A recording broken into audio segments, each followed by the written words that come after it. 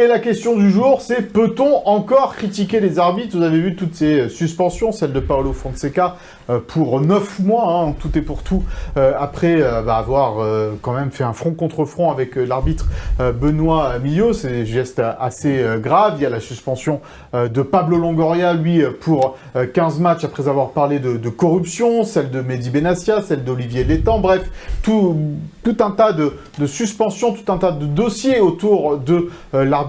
Avant de te donner la parole, bien évidemment, Fred, et de parler de tout cela, on va faire ce pour-compte. Donc, peut-on encore critiquer l'arbitrage? Doit-on encore critiquer les arbitres quand on voit ce que cela donne derrière? A-t-on encore le droit de le faire quand on est un acteur de la Ligue 1? Eh bien, on va commencer tout de suite ce pour-contre avec Antoine. Et oui, et donc pour moi, ça sera le non. Je dis, on ne peut plus critiquer les arbitres. Parce que déjà, moi, je trouve que la sanction de Fonseca et de Longoria, elles sont justifiées, enfin, surtout celle de Fonseca. Alors, j'ai été très surpris et désagréablement surpris par la réaction d'ailleurs de Fonseca hier, qui se disait victime un peu de tous les autres problèmes qu'il y a eu, parce que Fonseca, ce qu'il oublie, c'est que ça doit être un exemple. Fonseca, c'est un entraîneur, il doit être un exemple pour ses joueurs, un exemple pour ses dirigeants, un exemple pour le public, un exemple pour le foot amateur, un exemple pour les jeunes qui regardent le match. Et si effectivement il peut imaginer que la sanction elle est forte, moi je trouve qu'elle est juste, et même elle devrait être encore plus forte, parce que ce qu'il a montré, même Roland Courbis a dit qu'il n'était pas un ange avec les arbitres, a dit qu'en 40 ans de coaching il avait jamais vu être un entraîneur aussi proche d'un arbitre tête contre tête, quoi. Donc alors il a dit oui, je l'ai pas touché physiquement, etc. Mais non, mais c'est juste l'attitude. Et quand un gamin voit ça, il se dit ou un entraîneur de jeunes, il dit moi je pourrais me permettre aussi de faire ça. Et donc il doit être un exemple. Et là il y a eu peut-être un exemple au niveau de la sanction, mais c'est tout à fait justifié. Et donc on ne doit plus critiquer les arbitres pour ça. On voit bien au niveau du rugby par exemple. Bon, évidemment c'est une autre mentalité, c'est différent. Mais l'entraîneur, les joueurs ne critiquent pas l'arbitre. Et on voit que le public ne le critique pas non plus. Alors évidemment, ça arrive qu'il y ait des critiques, mais on voit que par rapport au football, ça n'apporte pas toutes les violences que ça peut apporter par rapport à l'arbitrage. Donc c'est ça qui est important. Pareil, Longoria 15 matchs, c'est justifié, même si là c'est un dirigeant et il doit aussi montrer l'exemple d'une autre manière. Et par contre, en revanche, ce qu'il faudrait pour que les arbitres ne soient plus critiqués et moins critiquables, c'est que les arbitres, eux aussi, soient beaucoup plus dans le dialogue. C'est-à-dire qu'ils expliquent vraiment leurs décisions, que ce soit aux joueurs, que ce soit aux entraîneurs.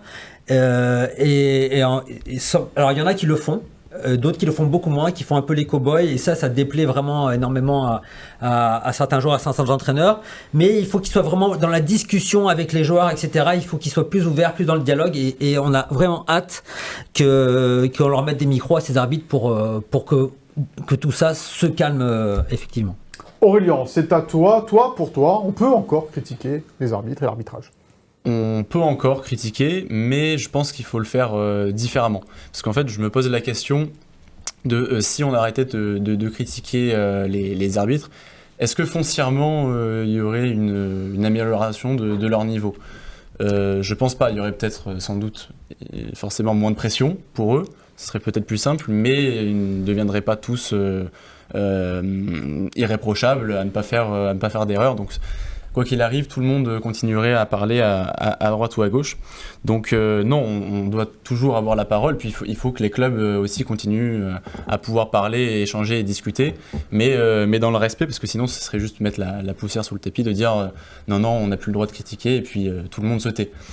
Donc sur ce premier point, voilà. Après, je suis quand même d'accord avec la sanction de Fonseca. Ça doit être un exemple.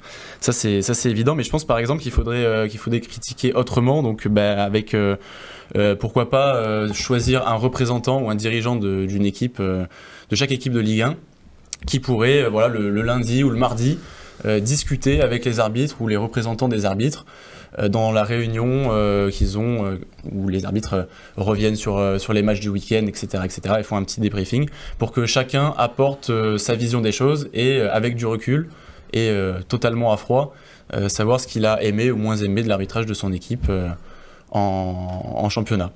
Tout simplement pour construire quelque chose de plus prospère et avoir du dialogue, parce que le fait de ne plus pouvoir critiquer, ça enlève toute communication, et je pense que c'est vraiment la communication dont on a besoin en ce moment entre les deux parties, que ce soit entre les arbitres et les clubs. Donc non, communiquer, oui, mais autrement, critiquer autrement.